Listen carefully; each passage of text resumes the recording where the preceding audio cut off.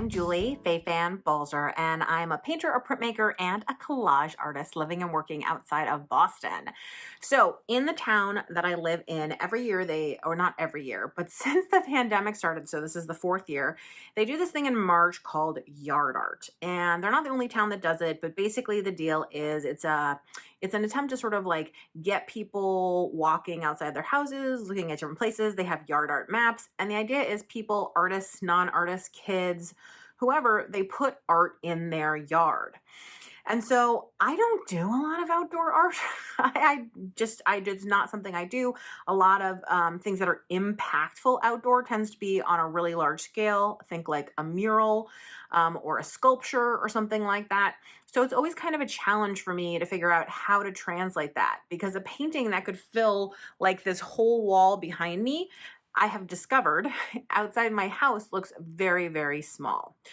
So I've been trying to think about what to do, because the other thing is it has to stay outside for about a month and a bit. This is New England. I mean, it's snowing right now outside. It could very well be snowing when the yard art is out. It's definitely raining. There's bugs.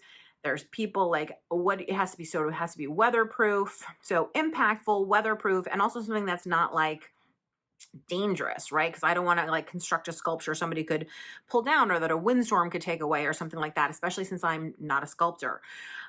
So I had insomnia last night. And so I just was thinking and thinking and thinking about what I might want to do. And at first I came up with this idea of doing these garden totems. And I'm going to show you a few pictures from Pinterest just because I think they're pretty. I think they're fun. I also thought, I was like, I could probably do this. I think this is supplies I can get at like Home Depot or Lowe's or wherever, you know what I mean? And I could just paint them. Surface design is more my thing than actually constructing something. But I showed them to my husband. He said he thought that they were really hideous. I disagree, and he would come around. But I thought about too, like the practicality of putting it into our lawn and then safely enough that if like our child or other people grabbed it or pulled it, that like they wouldn't hurt themselves. And that made me nervous. So I kind of went back to square one. I think I have an idea for an interesting collaborative project, but I'm not sure how it's going to work out. I'm going to try to figure it out this week. That's one of my projects. But in the meantime, there's a video that I made 4 years ago of my first yard art, and I made it so that people who scanned a QR code outside of there's like a little sign in front of the art, and they could scan the QR code. They could watch the video about the making of this 18-foot mural, which didn't look that big because outdoor scale is a totally different thing, right? Anyway, so I thought you might be interested to see that video. I never published it to YouTube. So for this week's studio snippet, let's get in a time machine and go back 4 years. This little light of mine, I'm gonna let it shine. This little light of mine, Hi, my name is Julie Fei-Fan Balzer, and I am an artist living and working in Watertown. I actually grew up in Watertown in the house where my mother still lives, and she sent me a flyer for yard art and said, I think this is something that you should do. And so I read through it and I thought, yes, this is something that I should do. As you can see from the mural behind me, I've always enjoyed painting large pieces.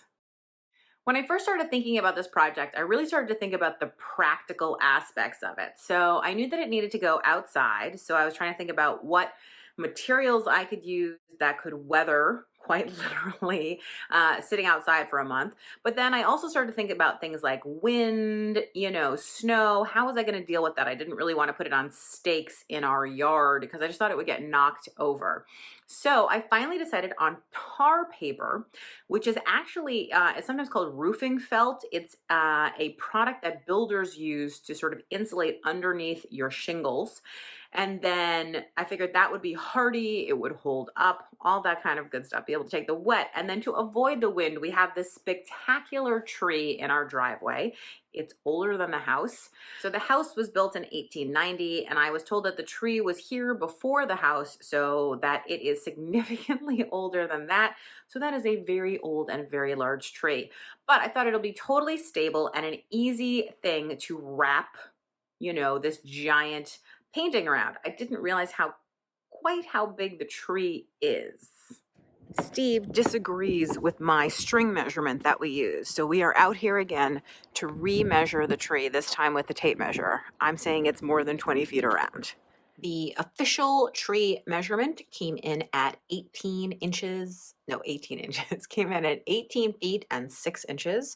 So I always tell people that I am like a puddle. I'm very wide, but not that deep. And what I mean by that is I like to work in a number of different styles. I love to paint. I do a lot of mixed media. I do a lot of stitching. I get my crafty projects going with all kinds of paper engineering and stuff like that. I'm a screen printer. I wrote a book on printmaking. There are just a lot of different things that I enjoy doing. So when it came to narrowing down what was going to go on the tree, I did a lot of sketching and thinking and planning, and I finally decided painting was going to be the most impactful thing. I think, because you're thinking about this as seeing it from not necessarily right up close, but far away or driving by or something like that, or even from, the main street that's near us, that you could sort of say, hey, what is that? I wanted it to have impact. So from planning into creation, the whole project took me about a week. I work very quickly. And even though I have a little baby, my partner Steve is really great. And he took care of the baby for a lot of that time so that I was able to work and paint for like 8 hours a day. And I will say there was a period of time that my hand stopped functioning because of how tightly I had been gripping a paintbrush for hours and hours of time. So I have definitely made some progress. As you can see, I'm using these kind of really bright, saturated but pale colors, if that makes sense. So they're kind of like pastel brights is the way I like to think about it. And I think I'm going to keep that theme up just because I think the tree is so dark. So for it to really pop, and I'm even thinking like how people will view it at night, I want everything to kind of have that light, bright feeling. So when I come and look at my work in the morning after having left it overnight, the question always is, do I feel the same way about it in the morning that I did last night? And luckily today, the answer is yes, I still love it. I actually woke up at like 6 a.m., which is actually surprisingly before the baby this morning, thinking about the mural and excited to get going. So time to get going. It's very interesting / difficult to work on this piece where I can't sort of see the whole thing all at once. And I have to trust that what I did sort of on the other half where the face cuts off was the right choice and that it will all look cohesive. On the other hand, it is going to be wrapped around a tree, so you're never really going to be able to see the whole thing at once. So I've been having a lot of fun working on this. I'm losing my voice because I taught a class today and I'm yelling over Zoom, but I'm just really loving the process of working in this large. So I'm excited to see it up on the tree soon. This project has been a labor of love, and I'm so excited to see all the rest of the yard art. I believe in public art. It's important, I think, to lift our spirits and to connect us all. Thanks so much for watching. If you like the style of that video, that is actually the style that I use in the studio vlogs that are offered to Maker and Super Learner memberships over on my classroom site at balzerdesigns.com.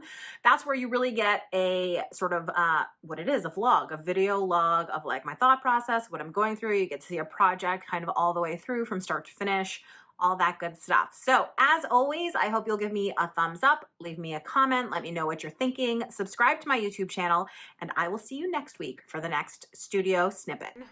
I'm gonna let it shine, this little light of mine. I'm gonna let it shine, let it shine, let it shine, let it shine.